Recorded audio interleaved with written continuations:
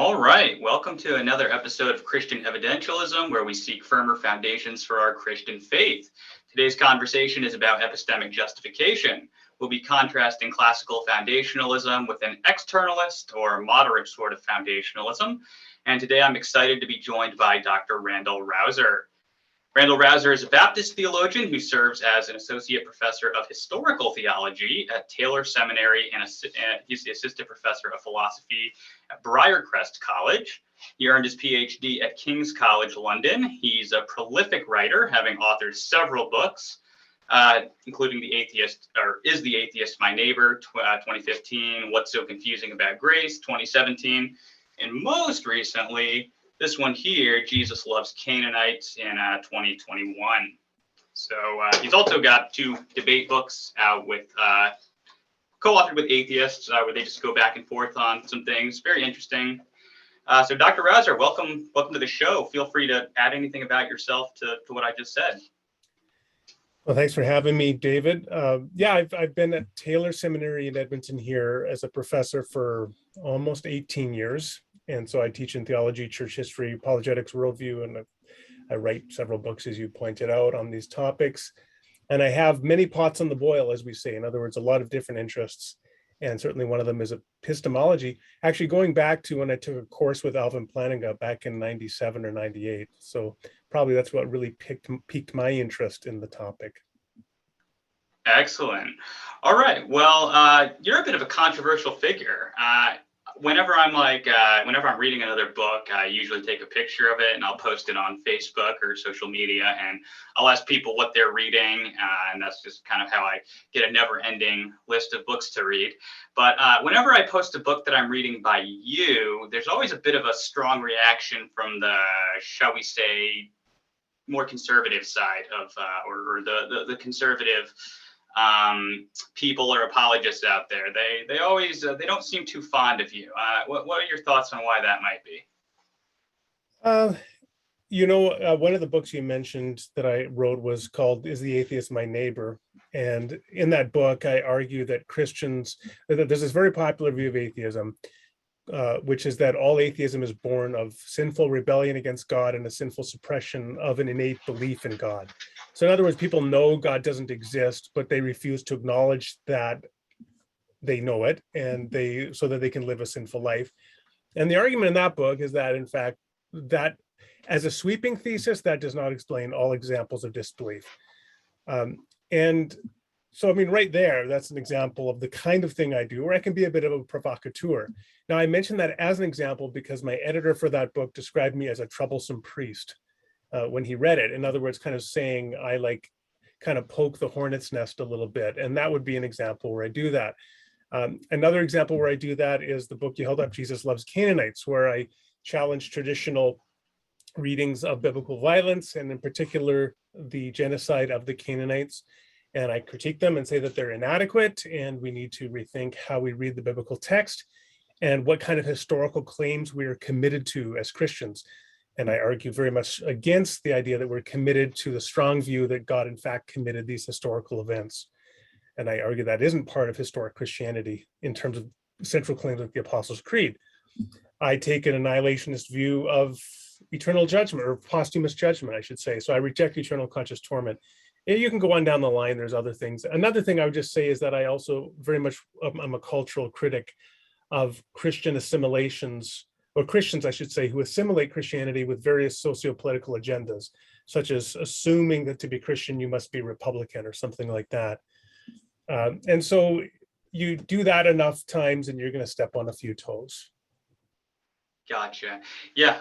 No, I mean, I've always appreciated your work. Even when I have disagreements with your conclusions on some issues, I've always appreciated the intellectual honesty and the quality of your scholarship. And so, I've never been disappointed with your work. So today, our discussion is going to largely focus on this book here, Theology in Search of Foundations, published in 2009.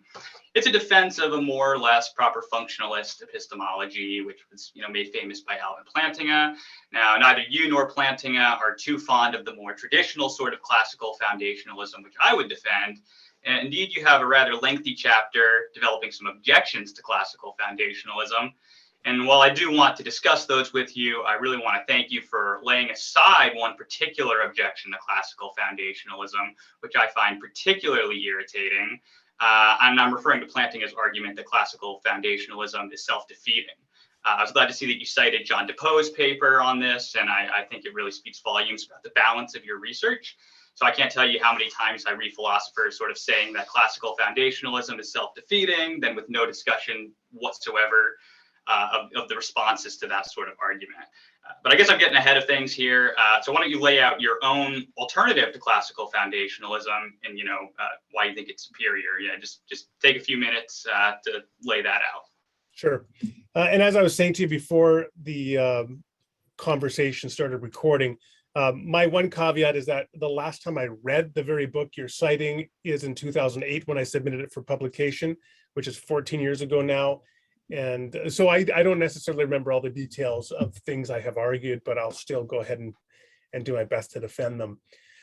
So I would say that maybe a starting point is to distinguish between these two different. Let me even back up further just for a moment. When I came to philosophy, what I was really drawn to was sort of a position that the more kind of counterintuitive an approach to philosophy is, sort of the more intrinsically attractive it is. So if you took a position on a metaphysics where you argue that there are no such things as chairs, which is like a part of a particular metaphysical position, that would be an intrinsically attractive view for me. I would be drawn to it because I was sort of drawn to counterintuitive views, or like a Humean bundle view of the self, that there is no substantive self existing through time, but maybe the self just is a collection of experiences or something like that. A very counterintuitive view, but I think a view that philosophically you could defend. So I would be attracted to that. But over time, as I studied philosophy more, I became more enamored, I will say, of views that begin by defending common sense and a common sense approach to various philosophical topics. So I would begin by being inclined to say there are chairs, and let's find a philosophical account for explaining the metaphysical constitution of chairs, perhaps as a social construct of reality or something like that.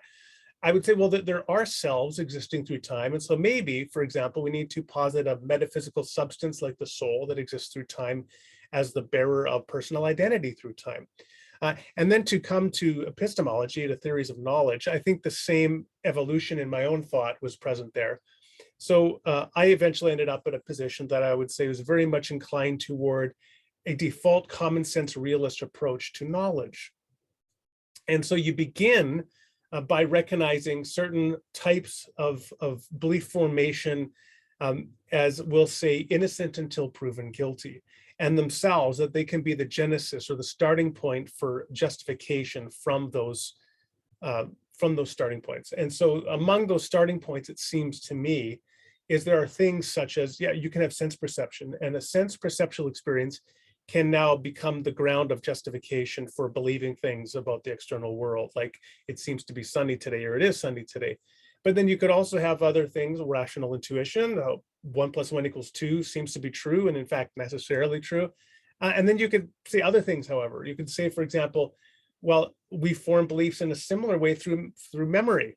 I seem to remember that I had cornflakes for breakfast. And so in that sort of immediate way, I can be justified, or that simple memorial experience, believing that I had that experience in the past, that can become the ground now for justification to believe that, and then to reason from the fact that I had cornflakes onto other things.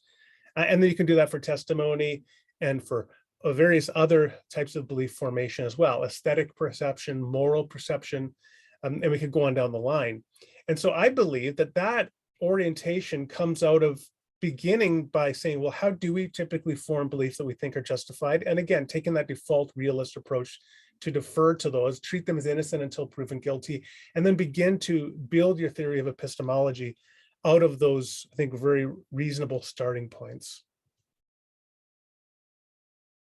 Excellent. And did you have any objections to classical foundationalism that you might want to briefly bring up? I know we can't hit all of them in this conversation, but maybe what are some of the motivations for preferring the sort of common sense realist approach over maybe a more Cartesian approach?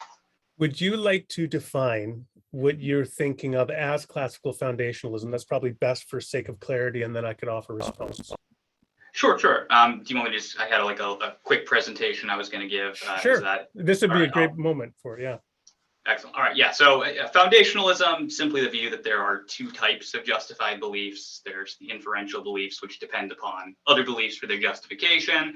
And then there are the non-inferential beliefs, which are justified all on their own. And I think we can agree that knowledge has that basic sort of two-tier structure. In my opinion, we would differ on how the non-inferential beliefs are supposed to get justified. So you'd be an externalist and I'm an internalist.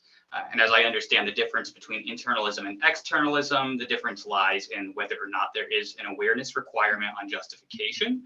So the internalist says yes, and the externalist says no.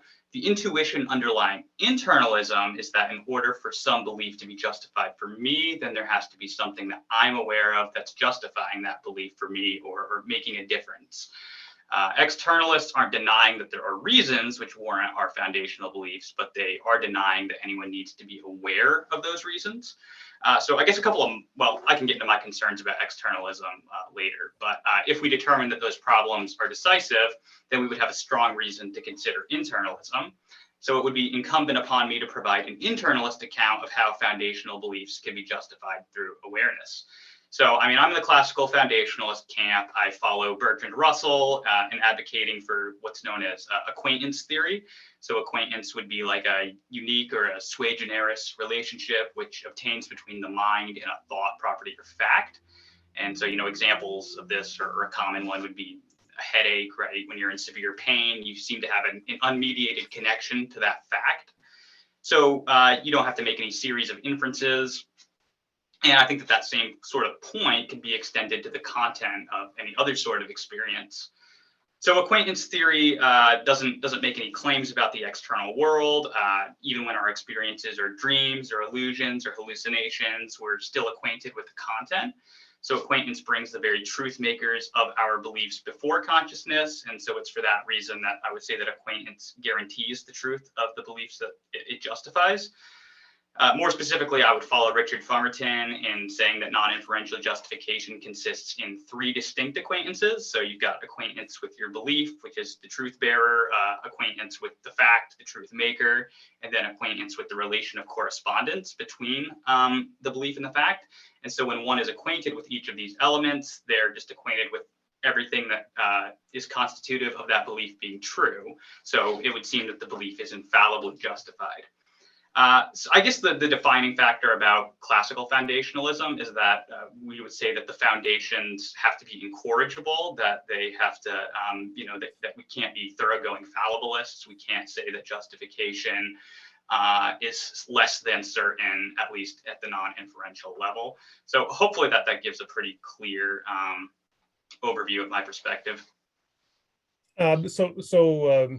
Yeah, honestly, I'm not going to be able to digest everything you just went through because it hasn't been my playpen for a few years. So what would be helpful for me is if we kind of take that now, the framework you've laid out, and then go to some of the areas of belief formation that I was just citing. So for example, memory. So what happens for you with memory is memory itself, the fact that I think, it seems I had a cornflakes for breakfast. So that can't be itself properly basic or foundational. So then what is? Yeah, so I would say that in the case of memory, I would follow Ali Hassan on this. So I would say that there is something that's incorrigible there, which is the content of that experience. That is, you seem to remember having had cornflakes for breakfast, and then you'd make an abductive inference to what's the best explanation for your having that memory. And I would say best explanation is that you did in fact have cornflakes for breakfast. So it would be justified by a sort of an abductive inference. Do people make those abductive inferences though? It seems like that doesn't, in terms of psychology, describe what we're actually doing. It seems like I simply have the memory and then the belief immediately follows or is just formed by it. Yeah, I think that people might unconsciously make, or maybe not everyone unconsciously makes it. I think there could be an unconscious inference going on. I guess for the classical foundationalist, what's more important is that you could do this in principle. So if called upon to by the skeptic to justify your memory beliefs, you could in principle provide a justificatory argument, even if you aren't explicitly relying on that argument in every case. Does that apply to a 3-year-old? Does a 3-year-old have the ability to make an abductive inference, which provides a justification for the 3-year-old to have memorial beliefs? Yeah, I mean, I obviously it's been a little while since I've been 3, so I don't know if they are making some sort of unconscious inference. But people like William Alston have made the argument that sort of classical foundationalism sort of robs children of their justification. I'm personally okay with owning the conclusion that children don't have justified beliefs if we have to go there. But it seems plausible enough to me that children could make an unconscious inference of sorts. Yeah, see, this is for me, again, in a sense, I can sort of avoid some of the details of your exposition that flew over my head because it's just, I'd need more time to process and chew on it. I'm sort of camping out here because what I want to begin with is what I think is a really plausible and satisfactory account of how people in fact do form their beliefs, again, from my common sense realist approach, and then allow that to form the framework for my epistemology. So what is sometimes said as a particularist approach to epistemology, or a bottom-up approach rather than a Methodist top-down approach. It seems to me that your approach is to kind of say you begin with your sort of a priori framework as to what knowledge is, what justification is, and then you account what appear to be prima facie defeaters of it, such as, seems to me that a 3-year-old can definitely, most certainly have knowledge and justified belief in terms of memory. And yet it seems to me very implausible to think that there's some substantive sense in which they are in fact, or have the ability to abduct in every case in order to justify that. So it seems to me that then what we'd be saying is, okay, it seems that your theory leads us to the point that three-year-olds don't have justified beliefs about their memorial experiences. And the same thing with, let's say, something else very central like testimony, right? When they're, I mean, to even back up behind 3, when they're first acquiring their first words about the world, mom points at a spherical object and says ball. And they form the immediate belief based upon testimony of ball. This is ball. And yet it seems to me that there's, whenever they're acquiring that primitive linguistic ability at 2 or what have you, that there isn't at that point some protean ability to abduct, which would ground the belief that this is in fact ball. Yeah, I guess the 2 things I'd want to come back with on that then is, I guess on what basis, how strong is the case for thinking that children do in fact have knowledge, and is that stronger? It just seems to me that that's not, I guess it doesn't seem like we have really strong justification for thinking that children do have that, to the point that I have to say that any epistemology that can't account for that is therefore inadequate. So I mean, in one sense, I'm willing to bite the bullet on that and just say I don't see it as a problem. But more fundamental, I guess, do we have any reason to think that they can't make some sort of unconscious inference there? Or it just doesn't seem to you that they do? Yeah, it seems to me very implausible to say that they do that. I think that there's abduction is a relatively high level of cognitive ability, and to attribute that to a child as, in a sense, more primal than the ability to identify a ball through ostensive definition. It seems to me that the ability to identify the ball through ostensive definition by way of testimonial witness from someone like a parent is more primitive than the ability to abduct. I think abduct is a more sophisticated cognitive ability, and so to require the ability of abduction as the ground for the ability to acquire knowledge as to what a ball is has things backwards. Do you, I guess in that specific example, I don't see that memory is really doing a lot of work there. I mean, personally, I don't remember where I acquired, the word ball. I know that I have this word and I associate it with this particular type of object. But, where I acquired that, word from, or that concept from, I don't see that that's doing any justificatory work in that. It just seems like I associate the concept with the word there. So maybe that's just a quibble about the example there, but it doesn't seem to me that memory is actually doing any work there. I think what we have there is well, there's an overlap of memory and testimony. So I guess it's like, what does the abduction look like for a child, assuming that a child does acquire knowledge through abduction? Because I'll just say this as a pause or as an aside, that the alternative to say that 3, 4-year-olds, 5-year-olds can't have justified beliefs through memory and testimony sort of undercuts.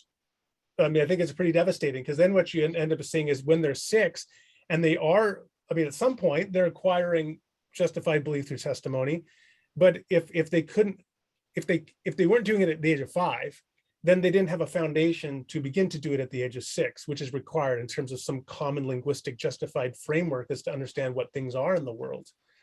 So it seems to me it kind of creates a problem as to when did they start acquiring it. Yeah, I guess it seems to me that they can acquire these things sort of by acquaintance. And again, I do think that we have acquaintance with the memory.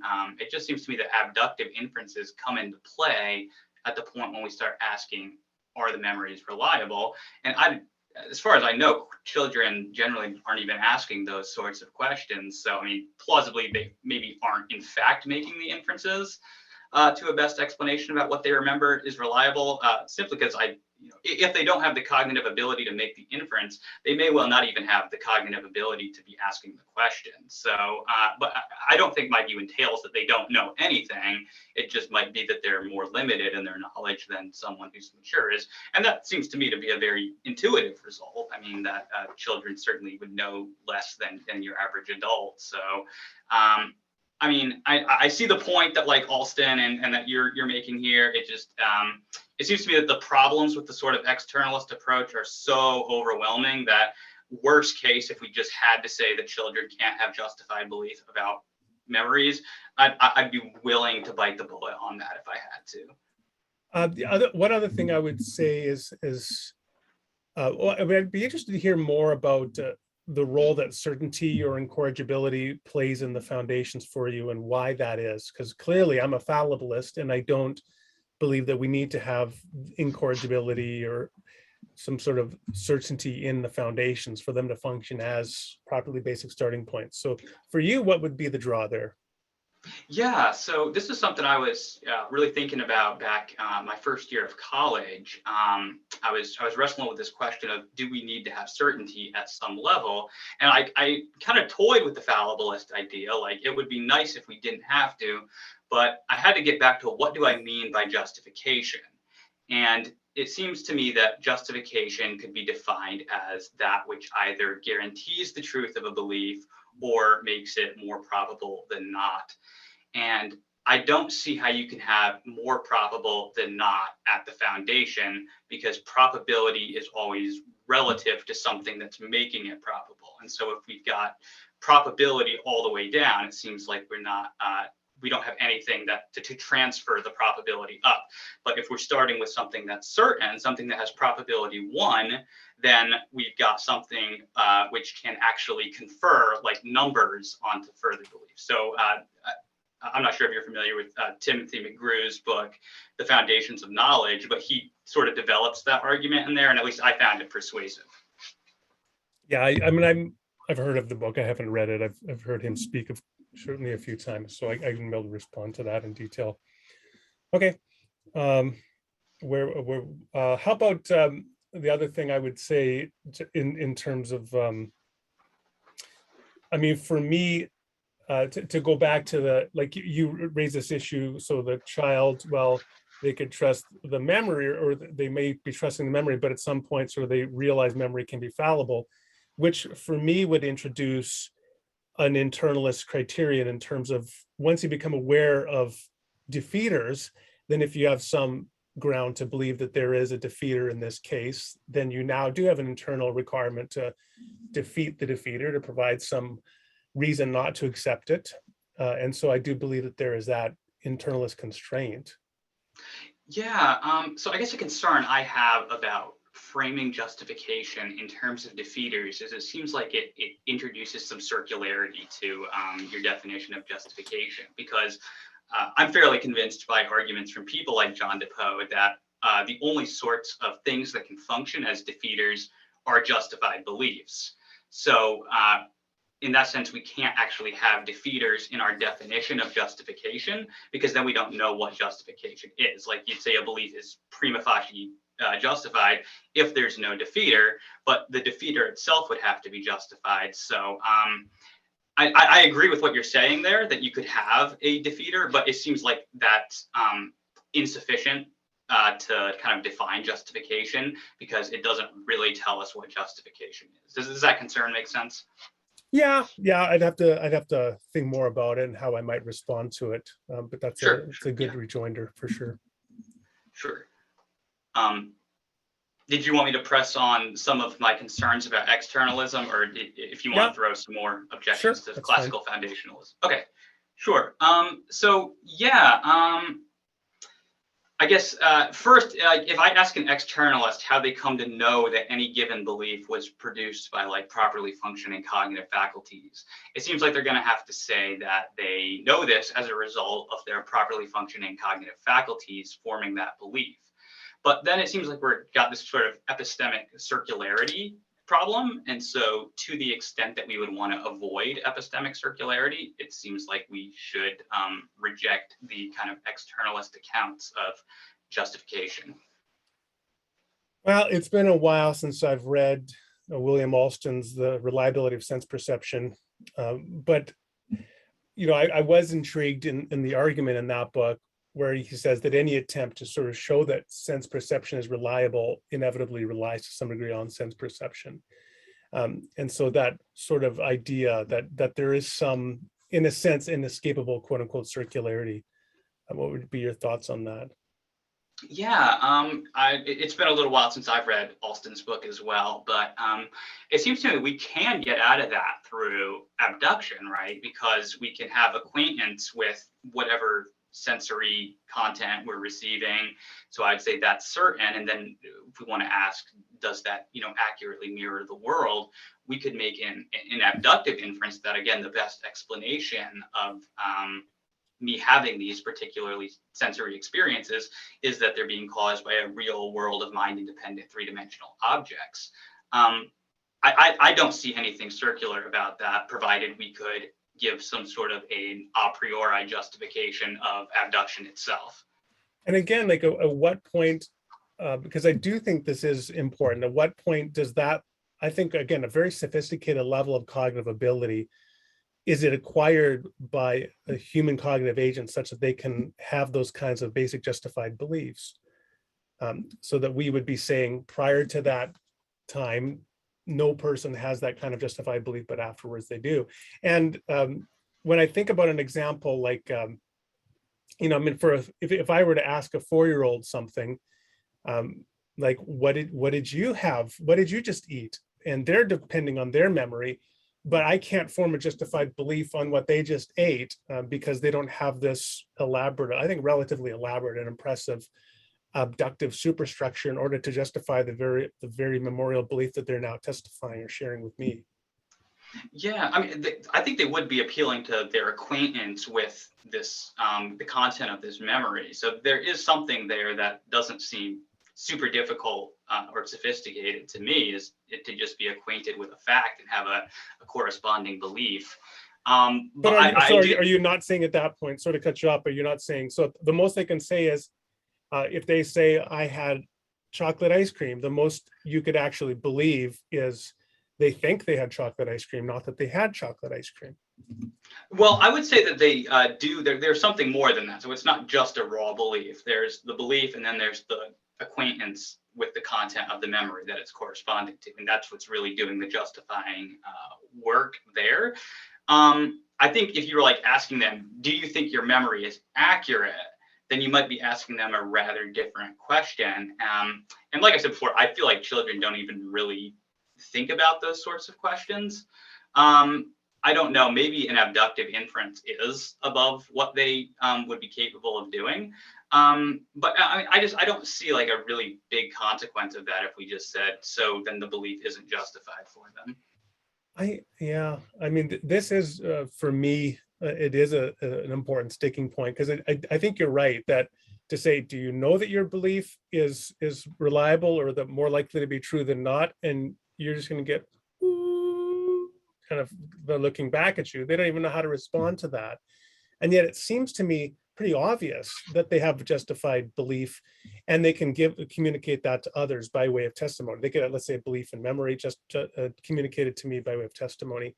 It's even interesting that when they've done, for example, tests on like 9-month-old children, and they will show that, like, they do a puppet show, they being some sociological researchers, and then they have the one puppet is like mean to the other puppet, and then the next puppet is nice to the other puppet, and they all reach out for the nice puppet, which I think already at that point is showing the age of 9 months some sort of protean, I would say, moral perceptual grasp of the world, of what moral goodness and obligation look like, and attraction to it if they're functioning properly. And yet, of course, 9 months old, there's no sense of that child at 9 months, or even 2, 3, 4 years, being able to have that kind of sophisticated ability to abstract in the way that you're requiring. Could I ask as well, like, so in terms of the person walking down the street, the enormous flow of information that they're taking in every moment, and I think forming beliefs immediately every moment by way of that, it would seem that if there's actual substance to saying there's, I mean, I know on the one hand, you could say, you're not saying, if I've understood you correctly, that there is an abduction going on in all these cases, but there could be, and that's sufficient. But could there be an abduction for all of those beliefs that they're forming? And if not, then does that not itself create a problem? Because they are forming all of those beliefs. Don't they need, in essence, to be able to pay the bill for each one of the beliefs that they're forming, and thus to do an abduction for each one of those beliefs? And it seems to me it was simply beyond their ability to do so. Yeah, and I guess that, so are you talking about the person walking down the street, like as they're walking down the street? Yeah, just sauntering down the street, looking around, taking in sense perceptual experience, having memories, so forming memorial beliefs, testimonial belief by way of reading things or hearing people saying things to them as they walk, and so on. Yeah, I feel like there's probably not forming like explicit beliefs in response to all of that. It's kind of, it's kind of hard to know, because like normally when we're just walking down the street, we've got maybe other things on our mind. But I mean, you're right. I think that we are becoming acquainted with all sorts of facts, and at least in response to some of them, I suspect forming corresponding beliefs. I would say that's going to be non-inferentially justified, but yeah, at the point, if we want to say, are these beliefs accurate to their surroundings, right? That they're not in the matrix or whatever. I don't see another way to do that outside of abduction. So, I mean, I really do understand the concern that you're raising here. And I guess that, there's part of this that doesn't want to say that these people aren't justified, but it really doesn't seem to me that if the person isn't able to make the inference, then they don't have a way to adjudicate between a matrix-like scenario and realism. And so that implies to me that it would not be justified if the person doesn't at least have the capability to do that. So I appreciate you kind of going back and forth with me on this, because again, I'm very rusty. And so I feel like I'm getting sharpened every moment as we're conversing. So are you saying that, like, again, the most robust position would say you must be able to form an abductive support for every one of those beliefs? A weaker view would say you must do it. And a weaker form would say you must be able to do it. Yeah. But a weaker form still would say you must be able to do it in principle, but not all at the same time, or through the flow, but you would be able to at least go back and justify one or another, but it would be impossible to justify all of them, which it seems to me is getting a weaker and weaker position. So where would you kind of fit on that continuum? Yeah. So I'm gonna part ways from someone like Richard Feldman, who says you can only know one thing at a time, and that's like whatever you're currently conscious of. I do want to part ways from that. That seems too far for me. So I would be much more aligned with someone like Timothy McGrew, who says that you've got to have potential, you got to have the access to the fact, which you could, if called upon to do so, that you have that. So you have the justification, and if called upon to produce it, that you could. But yes, not that you are like consciously making the inferences. It's just that the justification is there for the beliefs.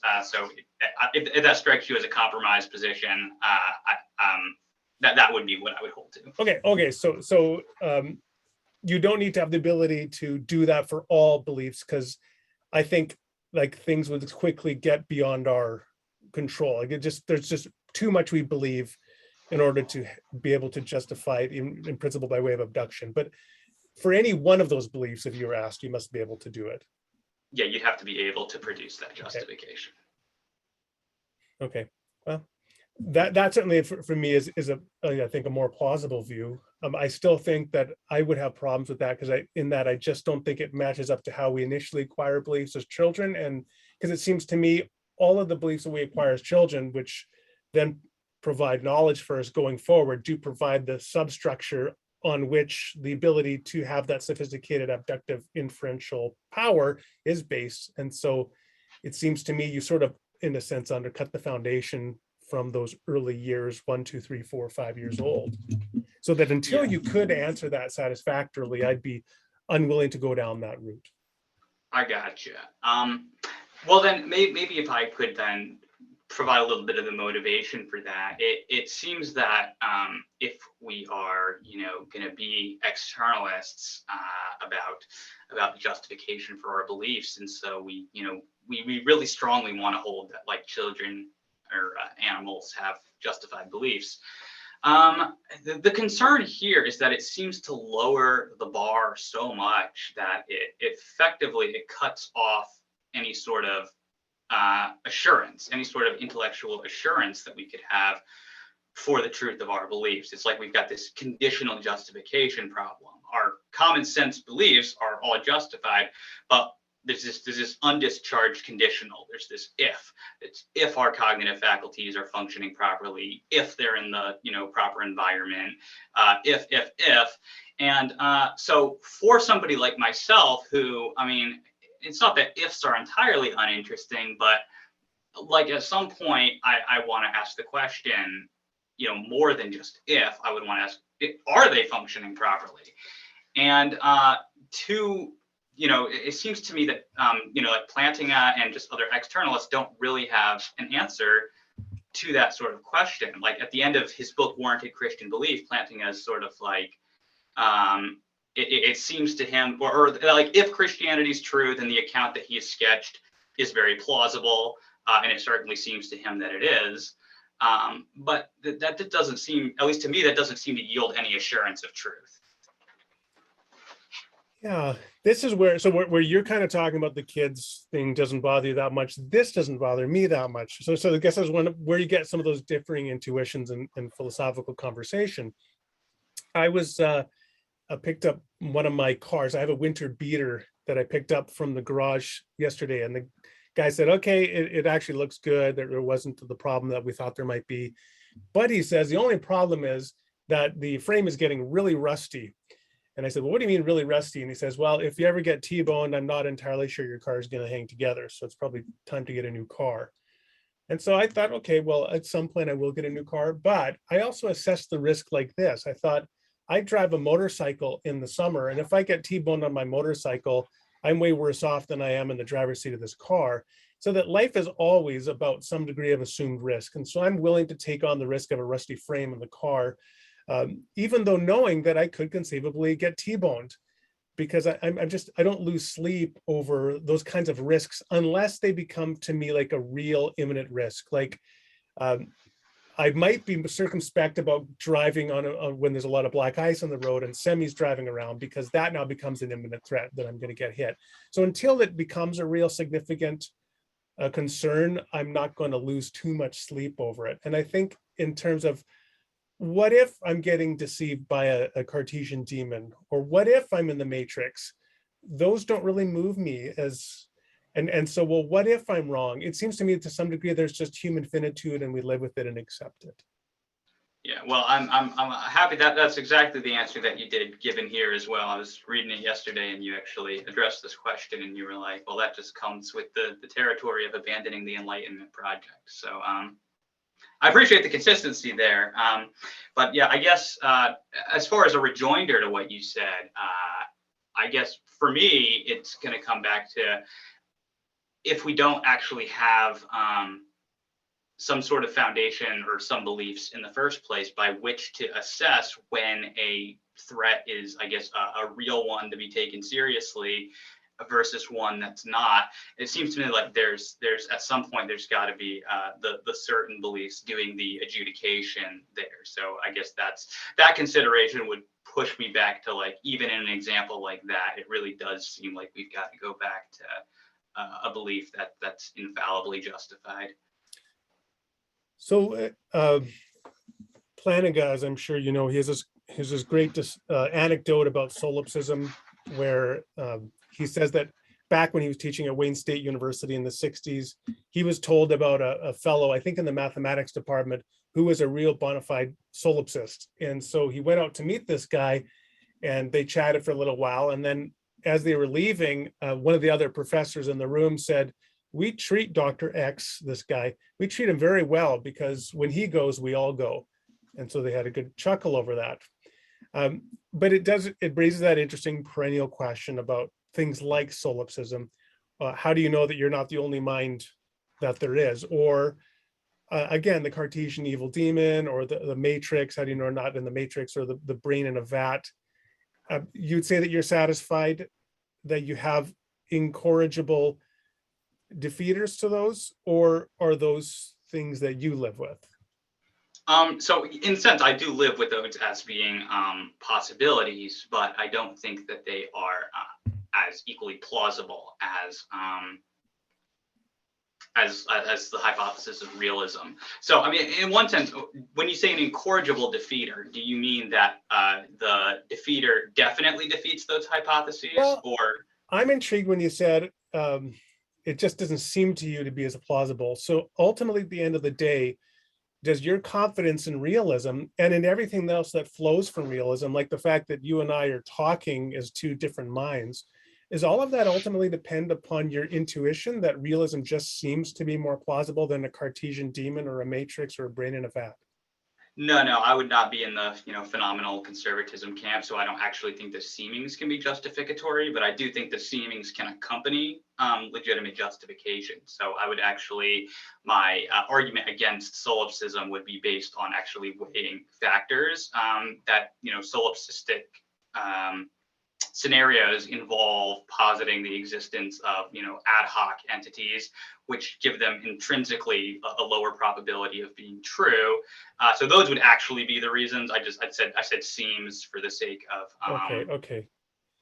So you said this kind of in a sense, though, and it pushes the back a step in terms of intuitions. Who defines what is ad hoc? Like, is ad hoc the idea that a mind is projecting all other minds that are not real, or is it ad hoc to say that there are other minds, because you can all explain it with one thinking substance? I'm sort of brought back to George Berkeley's defense of idealism, where he tries to persuade the rest of us that we're all making a leap when we posit a world external to our sense perceptual experiences, when really all you need is the minds and then the sense perceptual experiences that God gives to those minds. So how do you kind of avoid just falling again back into a sort of subjectivist, well, this seems more likely than that? Yeah, so when it comes to like a sort of a Berkeleyan idealism, it seems to me that is actually a form of realism. Sorry for using the word seems again, but my reason for that is that when we are talking about idealism, they don't disagree that there is an external world, or at least the idealists that I've talked to don't disagree with that. They would just deny that it's a distinct substance from mind. So most of them are theists, and so they will want to say that, yeah, these are projections of God's consciousness or whatever.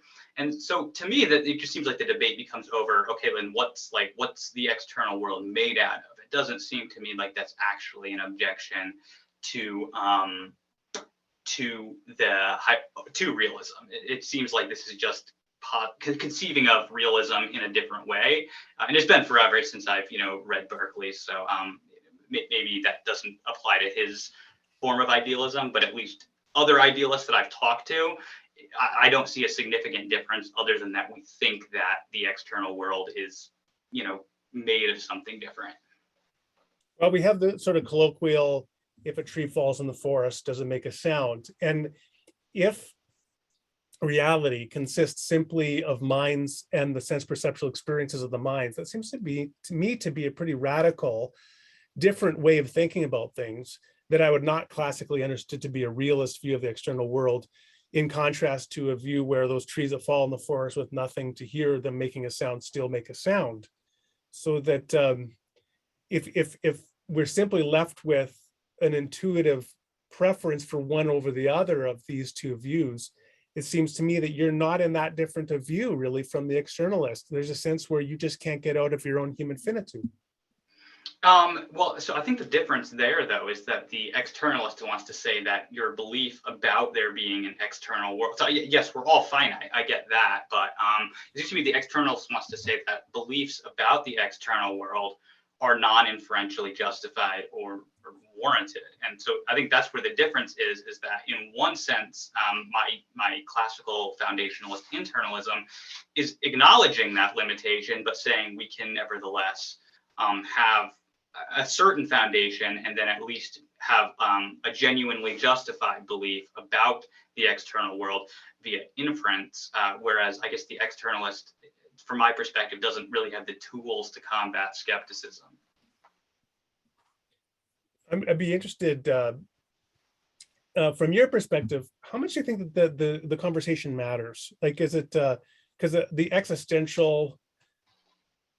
Do you think that I should be more disconsolate than I am about my sake of finitude, to put it that way? No, so this is something that kind of became really striking to me as I was reading. You familiar with Michael Bergman's book, Justification Without Awareness? Yeah, again, that's a book I read some years ago, but yes. Yeah, yes. Oh, yeah, I agree. I think it's probably the best defense of externalism that I've read. And something that really became striking to me throughout that was that really the externalist can, in the end of the day, say, I don't care about having like decisive justification for my beliefs, and I'm content to live with the conditionality of it.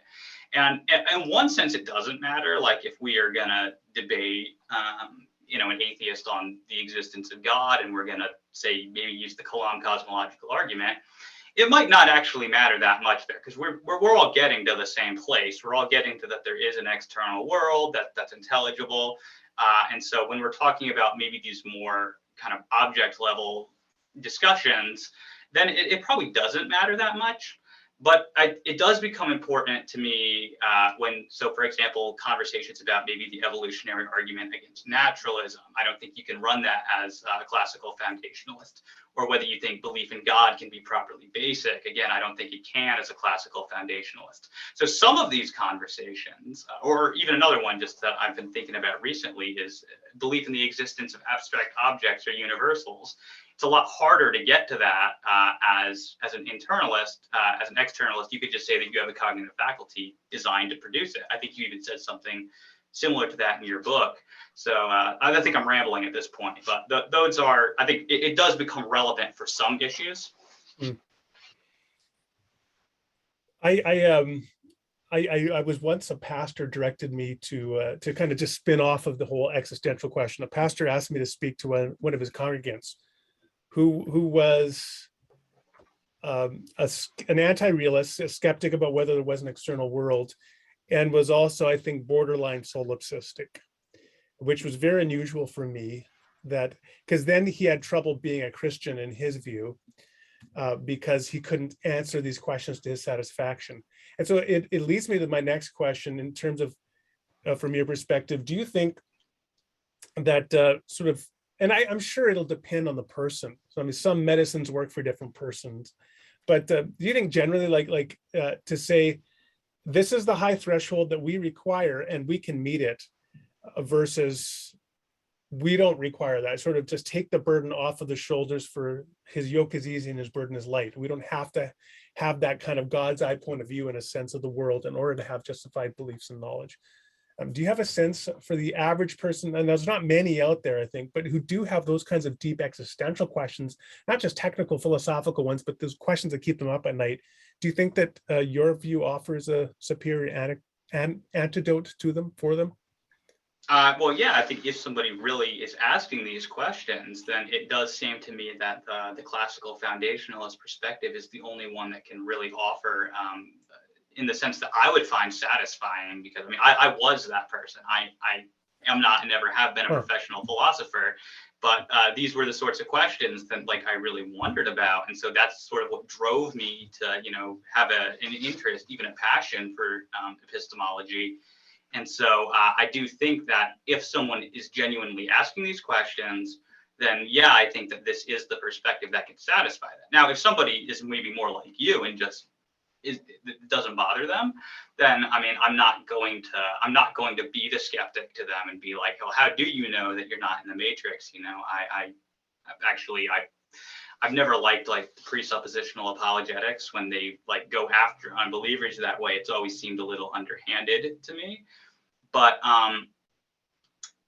so yeah, I don't think that we have to like push people on that. But yes, if they are actually asking the questions, I don't see another way to satisfactorily answer them. Okay, I've got about 3-4 minutes left. Sure. I would like to say a couple things to synopsize what I think are the two biggest points, or at least a couple big points. And then since it's your interview or your podcast, going to turn it back over to you as the host. So the kind of things, a couple things that stood out for me.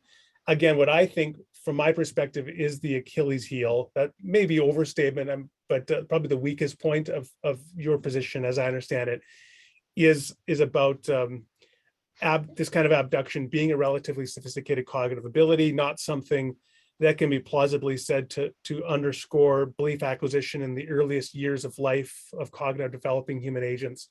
And I think that does provide a pretty significant problem, because those children can form, I think, justified beliefs about the world, and that justification can transfer to us, let's say by way of testimony, if they tell me they remember having an ice cream cone or something. So it seems to me that there is a problem there.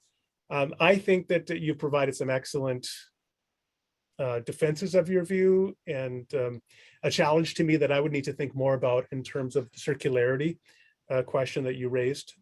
And I like the sort of the open-handedness of your, I think, a sort of some degree of pragmatic pluralism at the end, of recognizing that different epistemological frameworks will work for different people. And even if ultimately only one can be correct, we shouldn't lose sleep over the fact that we may be compelled and have different intuitions at the end of the day. Other thing I'll just say is I had to put one of my dogs down this morning. He's after 17 years. And so I haven't been probably quite as sharp and on the ball as I might have been otherwise. So this one is going out to my dog, Sunny. I'm so sorry to hear that. No problem. It's life.